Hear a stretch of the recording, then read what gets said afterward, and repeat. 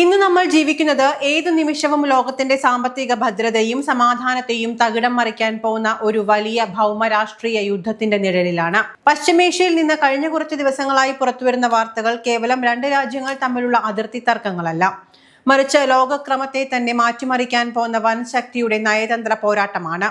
ഒരു വശത്ത് സ്വിറ്റ്സർലൻഡിലെ മനോഹരമായ ബെർഗൻസ്റ്റൗക്ക് നഗരത്തിൽ സമാധാന ചർച്ചകൾക്കായി ലോക നേതാക്കൾ ഒന്നിച്ചിരിക്കുന്നു. മറുവശത്ത് അതേ ചർച്ചകൾ നടക്കുന്ന ഹാളിന് പുറത്ത് മിസൈലുകളേക്കാൾ പ്രഹരശേഷിയുള്ള കടുത്ത വാക്കുകളിൽ യുദ്ധപ്രഖ്യാപനങ്ങൾ നടക്കുന്നു. ഇതാണ് നിലവിലെ US-ഇറാൻ നയതന്ത്ര ചർച്ചകളുടെ യഥാർത്ഥ ചിത്രം. ഈ ചർച്ചകളുടെ പശ്ചാത്തലത്തിലേക്ക് കടക്കുന്നതിന് മുൻപ് കഴിഞ്ഞ ദിവസങ്ങളിൽ ഉണ്ടായ നാടകീയമായ ആ സംഭവങ്ങളെക്കുറിച്ച് അറിഞ്ഞിരിക്കേണ്ടതുണ്ട്. അമേരിക്കൻ പ്രസിഡന്റ് ഡൊണാൾഡ് ട്രംപ് ഇറാനോട് ഒരു മുന്നറിയിപ്പ് നൽകി. മേഖലയിൽ ഇസ്രായേലിന് വലിയ ഭീഷണി ഉയർത്തുന്ന ഹിസ്ബുള്ള എന്ന സായുധ സംഘടനയെ ഇറാൻ അടിയന്തരമായി നിയന്ത്രിക്കണം എന്നായിരുന്നു അത്. എന്നാൽ ട്രംപിന്റെ ഈ മുന്നറിയിപ്പിന് ഇറാൻ നൽകിയ മറുപടി വാഷിംഗ്ടണിനെ പോലും ഞെട്ടിക്കുന്നതായിരുന്നു. സാധാരണ നയതന്ത്ര ഭാഷ കൈവിട്ട് കടുത്ത വാക്കുകളിലാണ് ഇറാൻ പ്രതികരിച്ചത്. ട്യൂണീഷ്യയിലെ ഇറാൻ എംബസി പുറത്തുവിട്ട സന്ദേശം ഇങ്ങനെയായിരുന്നു: അധിനിവേശ പലസ്തീനിൽ കുഴപ്പങ്ങൾ സൃഷ്ടിക്കുന്നതിനായി അമേരിക്ക വലിയ വില കൊടുത്തു വളർത്തുന്ന തങ്ങളുടെ പ്രോക്സിയെ, അതായത് ഇസ്രായേലിനെ, US ഉടനടി തടയണം. ഇങ്ങനെ ചെയ്യാൻ വാഷിംഗ്ടൺ തയ്യാറായില്ല എങ്കിൽ സമീപ മാസങ്ങളിൽ ഞങ്ങൾ ഇതുപോലെ വീണ്ടും അതിശക്തമായി തിരിച്ചടിക്കും. എന്നാൽ ഇനി വരാൻ പോകുന്ന ഒരു തിരിച്ചടി അത് ഇപ്പോഴത്തേതിനേക്കാൾ എത്രയോ മടങ്ങ് കഠിനമായിരിക്കും. ഇറാന്റെ ഈ തുറന്ന പ്രഖ്യാപനം സ്വിറ്റ്സർലൻഡിലെ ചർച്ചാ മേശകളിൽ വലിയൊരു സ്ഫോടനമാണ് ഉണ്ടാക്കിയത്. ഈ വാക്കുകൾ ചർച്ചാ ഹാളിൽ ഉണ്ടാക്കിയ ആഘാതം എത്രത്തോളം ആയിരുന്നു എന്ന് വ്യക്തമാക്കുന്നതാണ് ഇവിടെ നടക്കുന്ന തുടർന്നുള്ള സംഭവങ്ങൾ. ഡൊണാൾഡ് ട്രംപിന്റെ കടുത്ത നിലപാടുകളിൽ പ്രതിഷേധിച്ച് ഇറാനിൽ നിന്നുള്ള ഉന്നതതല നയതന്ത്ര പ്രതിനിധികൾ ചർച്ചയിൽ നിന്നും നാടകീയമായി ഇറങ്ങിപ്പോയി. മാസങ്ങളായി ഖത്തറിന്റെയും പാകിസ്ഥാന്റെയും ഉടമസ്ഥതയിൽ കെട്ടിപ്പടുത്ത നയതന്ത്ര ശ്രമങ്ങൾ ഇതോടെ പൂർണ്ണമായും തകരുമോ എന്ന് ആഗോള സമൂഹവും ഭയപ്പെട്ടു. എന്നാൽ പശ്ചിമേഷ്യൻ രാഷ്ട്രീയത്തിന്റെ പ്രത്യേകത അതാണ്. പരസ്യമായി അവർ കടുത്ത യുദ്ധപ്രഖ്യാപനങ്ങൾ നടത്തുമെങ്കിലും അണിയറയിൽ ചർച്ചകളുടെ വാതിലുകൾ പൂർണ്ണമായും അടയ്ക്കാറുമില്ല. മറ്റ് മധ്യസ്ഥ രാജ്യങ്ങളുടെ കഠിനമായ ഇടപെടലുകൾക്കൊടുവിൽ ഇറാൻ പ്രതിനിധികൾ വീണ്ടും ചർച്ചാമേശയിലേക്ക് മടങ്ങിയെത്തി. ഇവിടെ നമ്മൾ ചിന്തിക്കേണ്ടത് എന്തുകൊണ്ടാണ് ചർച്ചകൾക്കായി ഇത്രയും കടുത്ത നിബന്ധനകൾ ഇറാൻ മുന്നോട്ട് വയ്ക്കുന്നത് എന്നാണ്. ഇറാൻ പ്രതിനിധി സംഘത്തിന്റെ തലവനായ ഡോക്ടർ ഗാലിബാദ് ഈ ചർച്ചകളിൽ വ്യക്തമാക്കിയ 5 പ്രധാന ആവശ്യങ്ങൾ കേവലം സാമ്പത്തിക താല്പര്യങ്ങൾ മാത്രമല്ല, മറിച്ച് ഇറാന്റെ നിലനിൽപ്പിന്റെ പ്രശ്നം കൂടിയാണ്.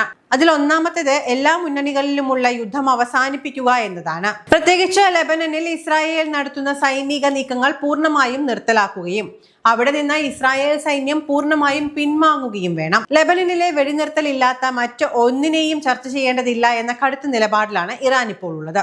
രണ്ടാമതായി, ഇറാന് മേൽ US അടിച്ചേൽപ്പിക്കുന്ന സാമ്പത്തിക ഉപരോധങ്ങൾ നീക്കുക. മൂന്നാമതായി, ഹോർമൂസ് കടലിടുക്കിലൂടെയുള്ള എണ്ണ വ്യാപാരം സുഗമമാക്കുക. അതിന്റെ ആധിപത്യം ഇറാന് തന്നെ നൽകുക. അവിടെ അമേരിക്ക ആധിപത്യം സ്ഥാപിക്കാമെന്ന് കരുതുന്നുണ്ടെങ്കിൽ അത് ഇപ്പോൾ തന്നെ മനസ്സിൽ നിന്ന് കളഞ്ഞേക്കുക. നാലാമതായി, അന്താരാഷ്ട്ര വിപണിയിൽ എണ്ണയും അതിന്റെ ഉപോൽപ്പന്നങ്ങളും വിൽക്കുന്നതിനായി താൽക്കാലിക ഉപരോധ ഇളവുകൾ അനുവദിക്കുക. അഞ്ചാമതായി, വിദേശ ബാങ്കുകളിൽ അമേരിക്ക മരവിപ്പിച്ചു നിർത്തിയിരിക്കുന്ന ഇറാന്റെ കോടിക്കണക്കിന് രൂപയുടെ ആസ്തികൾ ഉടനടി വിട്ടു നൽകുക എന്നിവയാണ് ഇറാന്റെ മറ്റാവശ്യങ്ങൾ. ഈ ആവശ്യങ്ങളെല്ലാം തന്നെ അമേരിക്ക ഒന്നും പറയാതെ അംഗീകരിച്ചിട്ടുമുണ്ട്. പക്ഷേ ഇവിടെയാണ് ഇസ്രായേലിന്റെ കണക്കുകൾ തെറ്റിയത്. അപ്പോഴാണ് ഇസ്രായേൽ അമേരിക്കയെ വകവയ്ക്കാതെ ഇറാനിലെ പ്രോക്സി ഗ്രൂപ്പുകളെ അടിക്കാം എന്നുള്ള, അല്ലെങ്കിൽ അവയെ തകർക്കാം എന്നുള്ള ആവശ്യവുമായി മുന്നോട്ട് വരുന്നത്. ഈ ആവശ്യങ്ങൾ ഒന്നും തന്നെ അംഗീകരിക്കാതെ US-മായി യാതൊരു വിധത്തിലുള്ള വിട്ടുവീഴ്ചയ്ക്കും തങ്ങൾ തയ്യാറല്ല എന്ന് ഇറാൻ വ്യക്തമാക്കിയിട്ടുണ്ട്. അതുകൊണ്ട് തന്നെ US ഒന്ന് അയയുകയും ചെയ്തു. ഇറാന്റെ എണ്ണ കപ്പലുകൾക്ക് അന്താരാഷ്ട്ര വിപണിയിലേക്ക് തടസ്സമില്ലാതെ കടന്നു പോകാൻ സാധിച്ചാൽ മാത്രമേ ആഗോള വിപണിയിൽ ഇന്ധനവില നിയന്ത്രിക്കാൻ സാധിക്കൂ എന്ന് അമേരിക്കയ്ക്കും ഇപ്പോൾ നന്നായി അറിയാം. മറുവശത്ത് അമേരിക്കൻ ഭരണകൂടത്തിന്റെ നിലപാടും ഒട്ടും അയവുള്ളതല്ല.